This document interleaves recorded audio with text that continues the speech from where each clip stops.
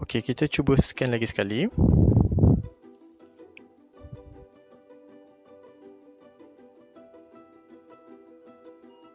Okey. Okey, nampaknya kita percaya scan. Okey, selepas kita scan SIM card tersebut, kita boleh pilih package. Jadi kita pilih package dua package, sama ada Amazing 38 ataupun Amazing 58. Okey, contohlah kita pilih apa? Kita tukar balik projek tadi. Ingat ya, ada dua projek ya, satu hybrid plan dan juga Amazing plan. Kita pilih hybrid, kita boleh pilih hybrid 50. Okey, saya cuba balik, saya pilih Amazing plan, Amazing 38. Okey, data option kita pilih 8. Manage VAS kita boleh abaikan. Paper option kita boleh pilih none. Credit limit kita abaikan. Total credit limit kita abaikan. Sign up amount kita boleh ambil RM10 daripada pelanggan. Advance payment tak perlu. Abaikan semua ni. Okay, untuk customer information kita kena tengok, pastikan semuanya betul. Okay, betul. Okay, bawah ni kita perlu sign, partner sign. Kita sign tanda tangan kita tekan done. Okay, sekarang kita ada dua option, sama ada untuk save draft dalam, sekali lagi, di mana mungkin kita tak sempat nak habiskan, kita boleh tekan save draft, ataupun kita nak submit. Submit maknanya kita nak hantarkan lah. Okay, untuk makluman, untuk mengekalkan nombor telefon, borang yang kita isi ni akan dihantar ke XOX. Untuk pengesahan dan juga untuk diproseskan pengeluaran pelanggan tersebut daripada XOX ke Rate 1. Jadi, bila kita tekan submit, borang ini akan pergi ke XOX.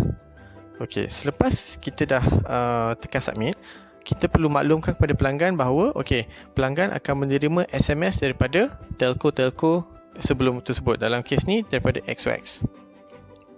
Okey, ini adalah untuk rujukan anda. Jika pelanggan anda tersebut ingin dipindahkan daripada Maxis, mereka perlu balas port out YES dan nombor telefon mereka 601, isi nombor telefon lah. Okey, untuk CELCOM pula dia perlu balas YES huruf besar. Untuk Maxis dia perlu balas YES huruf kecil dan nombor telefon. Untuk CELCOM dia perlu balas YES huruf besar dan isi nombor telefon. Kalau pelanggan tersebut daripada DG, dia perlu reply Y bila dapat SMS daripada DG.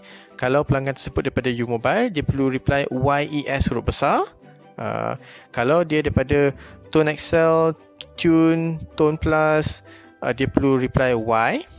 Kalau daripada P1 ataupun daripada WeBe, iaitu Unify pada hari ini, dia perlu reply YES, Y huruf besar, ES huruf kecil. Okay, jadi ini adalah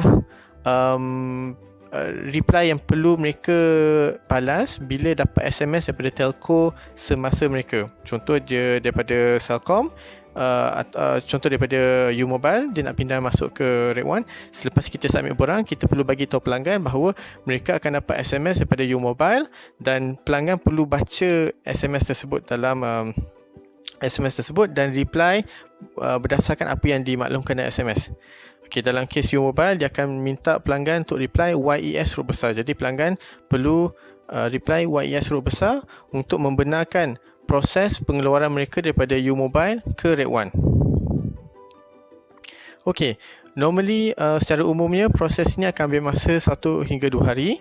Kita akan submit borang ke XOX, XOX akan proses, XOX akan hantar SMS ke pelanggan, pelanggan balas.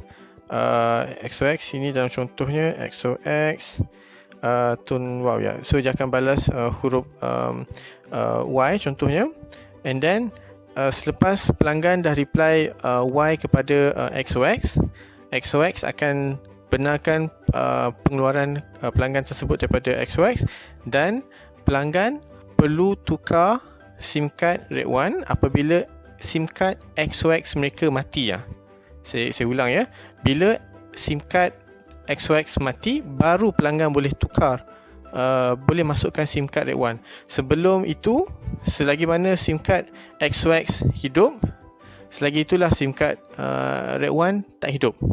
Bila SIM card XOX mati, then SIM card Red 1 akan hidup dan pelanggan boleh gunakan SIM card tersebut untuk menggunakan plan yang dilanggani dengan Red 1. Selepas masukkan SIM card dalam phone, pelanggan perlulah matikan phone tersebut dan hidupkan semula untuk memastikan line tersebut tak ada masalah. Okey, saya rasa setakat itu saja perkongsian kita pada hari ini. Jika tuan-tuan dan puan ada soalan boleh hubungi kami. Jadi kita jumpa dalam video seterusnya. Terima kasih.